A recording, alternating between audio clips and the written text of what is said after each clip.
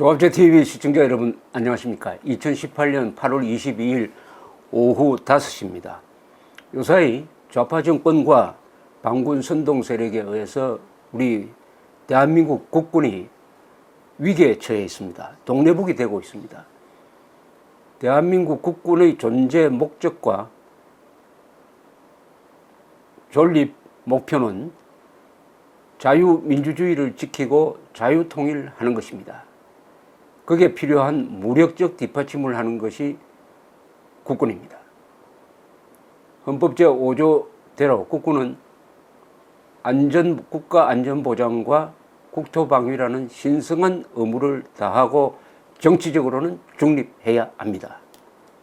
그런데 대한민국 국군의 존재 이유를 허물어버리고 존재 목표인 자유통일 의지를 해체하려는 시도가 정권적 차원에서 광범하게 벌어지고 있습니다. 이 대한민국 국군의 존재 이유와 목적은 뭐냐 하는 데 대해서 다시 한번 생각하도록 강요하고 있는 분위기입니다. 이 문제에 대한 접근 방법으로서 저는 저희 군대 생활을 통해서 한번 해명을 해보려고 합니다. 저희 군번은 327-5502입니다. 1967년 3월 1일 공군사병으로 지원 입대해가지고 1970년 6월 30일 병장으로 제대하였습니다. 3년 4개월 복무를 했습니다. 당시 공군사병의 복무기간은 제가 들어갈 때는 3년이었는데 그래하여 제대 즉시 대학 3학년으로 복학하려고 입대 시기를 봄에 맞췄습니다. 그런데 저의 이런 인생 설계도를 무효화시켜버린 사람이 있습니다. 바로 김신조 부대입니다. 북한군 1, 2, 4군 특수부대.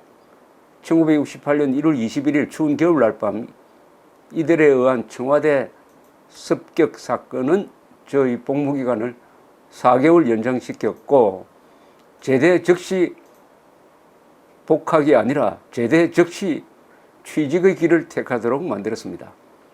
역사적 사건은 많은 사람들의 인생 항로에 직접 간접으로 영향을 줍니다. 그래도 저는 군대에 신세를 많이 진 사람입니다. 저는 대학 중퇴의 학력밖에 없지만 군대에서는 두 학교를 졸업한 경력을 갖고 있습니다. 대전 항공병학교 졸업할 때 계급은 2등병, 통신학교 1등병으로 졸업했습니다. 신병훈련소인 항공병학교에 다닐 때는 제가 결핵성 급성 늑막염을 알아가지고 40일간 병원 신세를 졌습니다. 사병 161기로 입대했지만 입원으로 해서 163기와 함께 훈련소를 나왔기 때문에 저는 일종의 정체성의 혼란을 겪었습니다. 저는 기수는 졸업 기준이 아니라 입대 기준이다. 기수가 아니라 군번이 더 중요하다. 이렇게 주장을 하면서 주먹 다짐도 벌린 끝에 163기로 수료했지만은 입대 기준으로 군번 기준으로 해가지고 제가 161기 대우를 받게 되었습니다. 일종의 쟁취한 거죠. 그래서 훈련소 수료를 같이 했다고 해서 저와 맞먹으려고 하는 163기들을 쫄병으로 후배로 다룰 수 있게 되었습니다. 권리는 주어지는 것이 아니라 군대 사회에서도 상당한 대가를 치르면서 찾아 먹어야 된다는 것을 제가 뼈저리게 체험을 했습니다. 저는 군대에서 영어와 일본어를 익힐 수가 있었습니다. 동해안 산꼭대기 레이더 기지에서 미군과 함께 요격 관제병으로 근무를 하면서 영어를, 그리고 일본의 항공자위대와 연락하면서 일본어를 사용하게 되었습니다.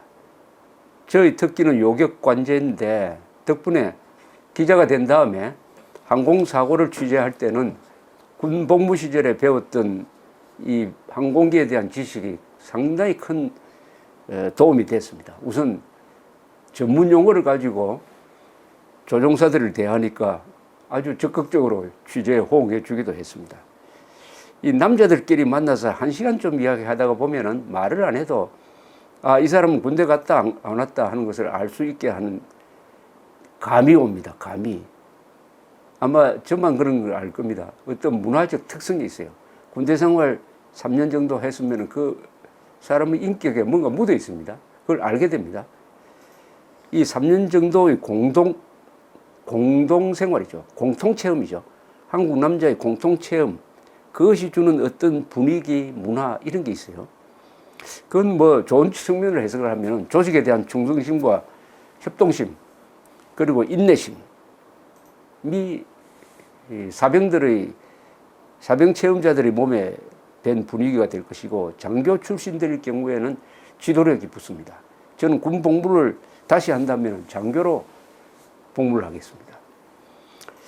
저는 그러니까 군대에서 병도 고치고 자기의 권리는 싸워서 찾아 먹어야 된다는 생각도 익히고 또 외국어도 배우고 비행기에 대한 거의 전문적인 지식도 갖추고 해서 어떻게 보면 대학에서 배운 것보다 더 많이 배운 느낌도 듭니다. 그래서 군대를 나올 때는 어떤 자신감을 품고서 무사히 집으로 돌아올 수가 있었습니다. 어떤 자신감이란 건 뭐냐?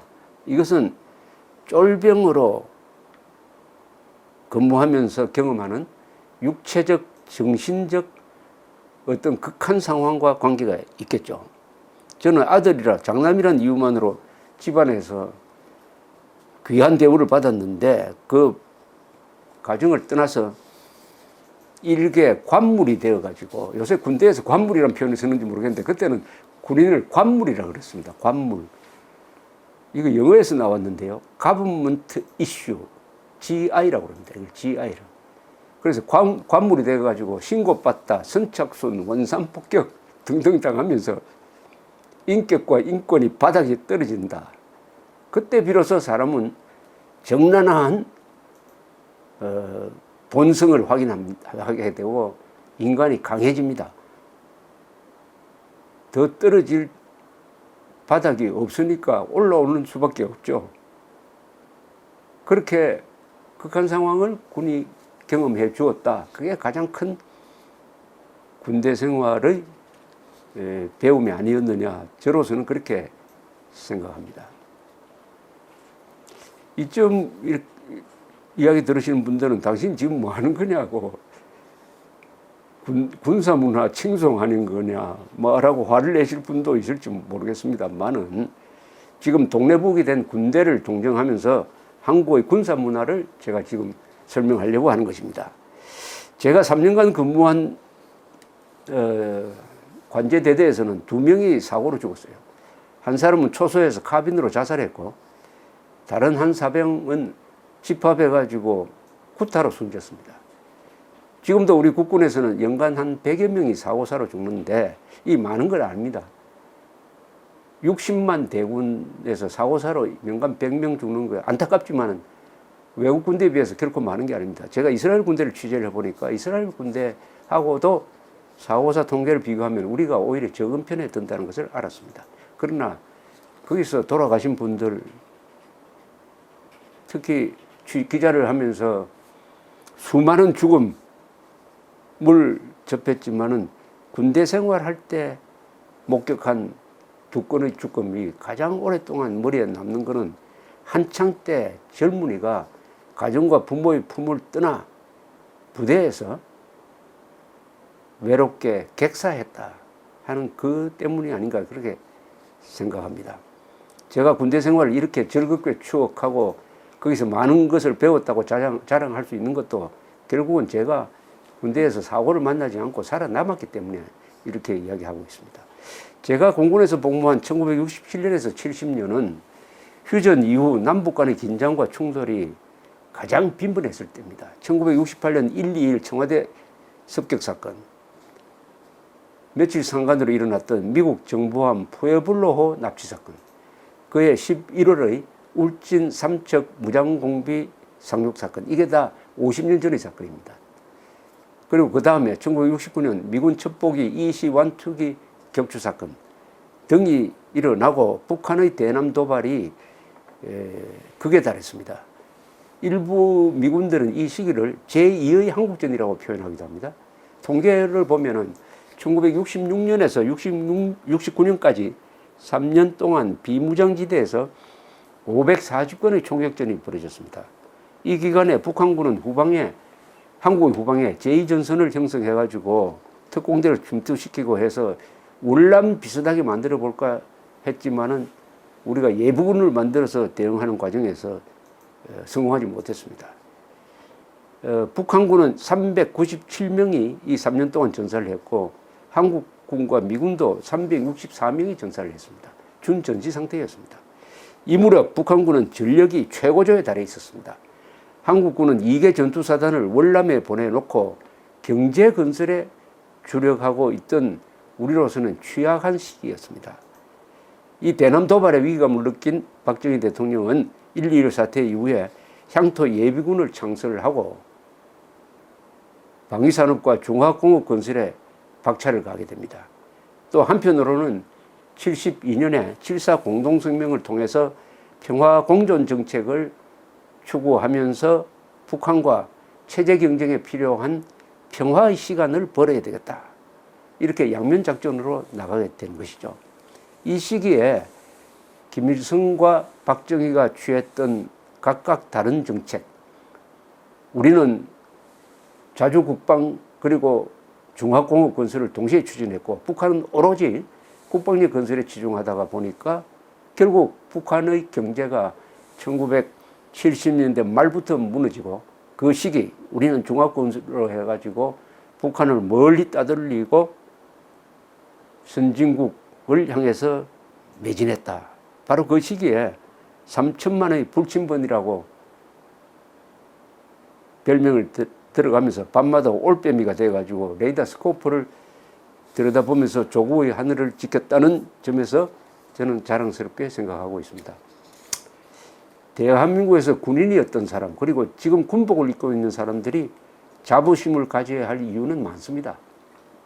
저는 대한민국의 건설에 크게 기여한 직업군으로서 1위가 군인이라고 생각합니다. 2위 기업인, 3위 관료를 꼽습니다. 국군의 역사적 역할을 요약하면은 이렇게 정리가 되죠. 국군은 건국 과정에서 좌익들의 도전을 누르고 스탈린이 김일성을 조종하여 일으킨 6.25 남침전쟁에서 조국을 방위함으로써 대한민국뿐 아니라 자유세계의 평화와 번영을 지켜냈습니다. 군은 또 조국 근대화의 권력 기반이 되어가지고 정치를 안정시킴으로써 한강의 기적을 가능하게 했습니다. 국군 장교단은 미국식 선진 조직 경영 기법을 가장 먼저 배워와서 근대화 시기에 행정 조직과 기업 경영에 가르쳐 주었습니다. 국군은 또 월남 파병을 통해서 해외로 뻗어나가는 한민족의 선도자가 되었습니다. 1980년대의 민주화 격변기에는 김일성 집단의 도전과 공작으로부터 한국 사회를 보호하여 소란한 민주화의 과정을 관리하는 한편 정권 변동기에는 자제하고 인내하여 문민 우위의 새로운 정치 질서에 적응하였습니다. 국군은 남북 통일기에는 한반도의 평화를 보장하고 북한에 우리의 영향력을 투입하는 기본 역량이 될 것입니다. 국군은 대한민국 주도의 평화적 자유통일을 뒷받침하는 통일 무력이 될 것입니다. 통일 뒤에도 국군은 동북아의 번영과 평화를 보장하는 안전판으로 남아 조국이 자주 독립 번영의 선진국으로 나아갈 수 있도록 하는 국권의 수호자 역할을 계속해야 할 것입니다. 이게 제가 군대 생활한 시기와 우리 국군의 역사적 역할을 연결시켜서 말씀드린 요지입니다. 더 할 이야기가 남아있는데 앞으로 군사문화에 대해서 그리고 대한민국의 군대가 우리 민족사에서 어떤 위치에 있느냐에 대해서 다음에 기회가 있으면 설명드리려고 합니다. 감사합니다.